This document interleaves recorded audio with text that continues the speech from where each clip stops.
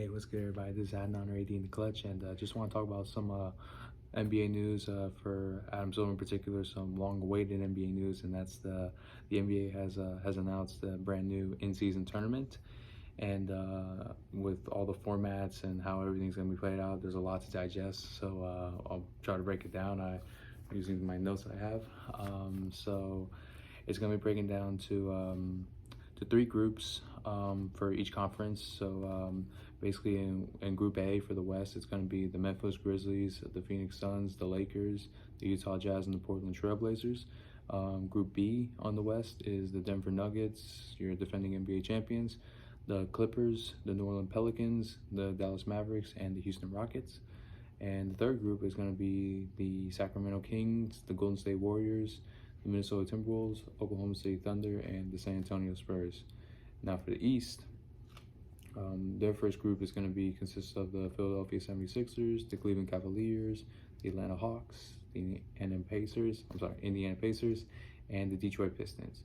For Group B, it's going to be the Milwaukee Bucks, New York Knicks, Miami Heat, Washington Wizards, and the Charlotte Hornets. And finally, for the third group of the Eastern Conference is going to be the Boston Celtics, the Brooklyn Nets, Toronto Raptors, Chicago Bulls, and the Orlando Magic. And all the games that are going to take place during the tournament is going to be every Tuesday and Friday. And the playoffs within the in-season tournament, the quarterfinals will be from December 4th to December 5th. The semifinals will be on the 7th. And the championship game will be on December 9th. And so the awards that come with it are, very similar to what happened in the conference finals. There's going to be in-season MVP based on the playoff performances within the in-season tournament. For the winning team that wins it all, they're going to get $500,000 each. The loser of the championship round is going to get $200,000.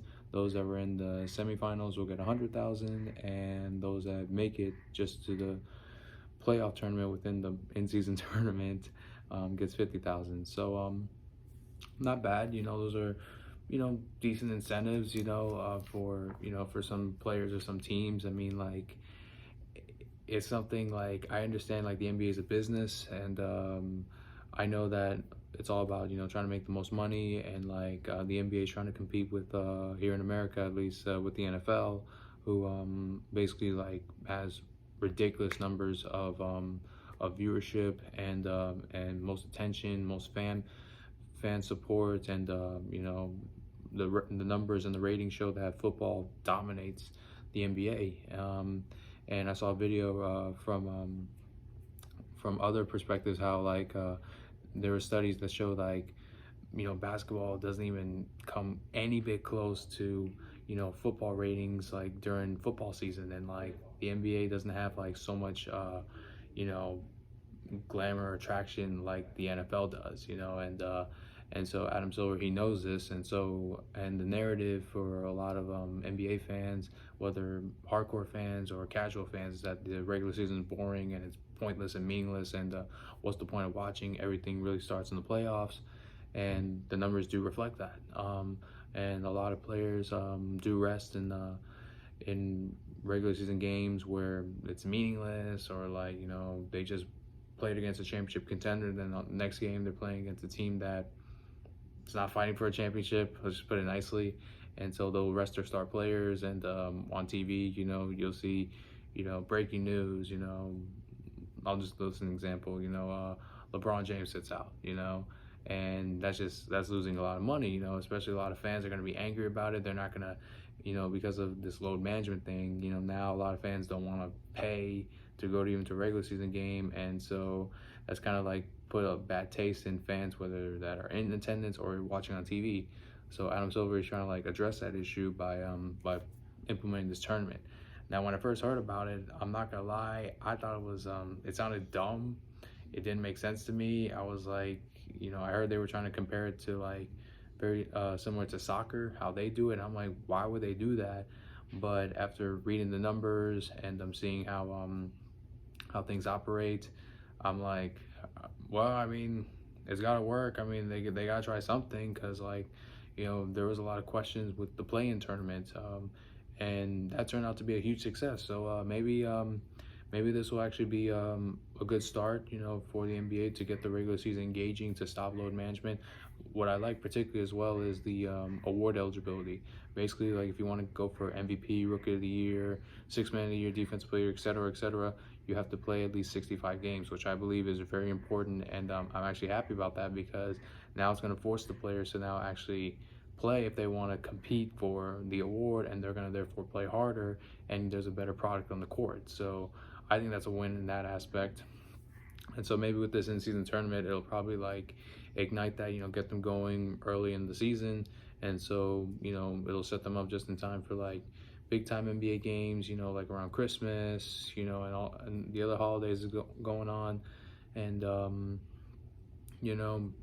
I think for now it's pretty decent, just put money, like especially for like the role players, the young stars who are on the rookie contracts. It's a great incentive to have more money. But maybe in the future, like to entice, championship teams, like the Lakers, the Nuggets, Celtics, Bucks, Heat, the Warriors, maybe to entice them, or even the Suns, to entice those guys. Maybe if you add like an extra draft pick, or what was proposed as well, guaranteed spot in the playoffs, or even like an extra, trade exception, or they can have an opportunity to re-sign a player, especially with this new CBA. I think that'll motivate the teams, and especially the star players, to like have the ability to recruit somebody, during the buyout market, so that now they can have an even stronger squad, and maybe even loophole their the new CBA, with this in-season tournament. So that'll probably make them work harder if they start implementing that. But obviously they don't want to throw all their chips in the first year, so they're going to start, something small and fairly, like something everybody can agree to, and that's money, but I do like some of the other proposals of like a guaranteed trade exception, or extra draft pick, or guaranteed playoff spot. But those are really good. But I think they'll probably implement that in the future. But the trade exception, if you want to maximize the most effort, I think on the players' end, the trade exception will be the one, because now with the buyout market, it is like a war. It's basically like free agency part 2, where everybody's trying to get like this player. He just got bought out, and a championship contender is going to sign with them. And then sometimes that's the difference between winning a championship and not. So like I do believe if they want to maximize the most effort and potential of this idea, they need to put that. But let's give it a chance. Let's see how this works. Maybe this will light a fire in some players. Maybe this will get them motivated. Maybe it will not, and this could be a one and done. We don't know. But I just think I'll try to, let's see how it plays out, and just go from there. So yeah, it's gonna be pretty interesting. I'm not gonna say I'm too excited or not caring. I'm just like, I don't know how it's gonna play out. So let me know what you guys think about this whole in-season tournament. Please comment down below, like, what do you think? What do you like? What don't you like? Or is there any other suggestions you may have to increase, the validity, or to make things more interesting, down the road? Please let me know. Like and subscribe. And thank you all so much. God bless you all. Have a great day, and talk soon.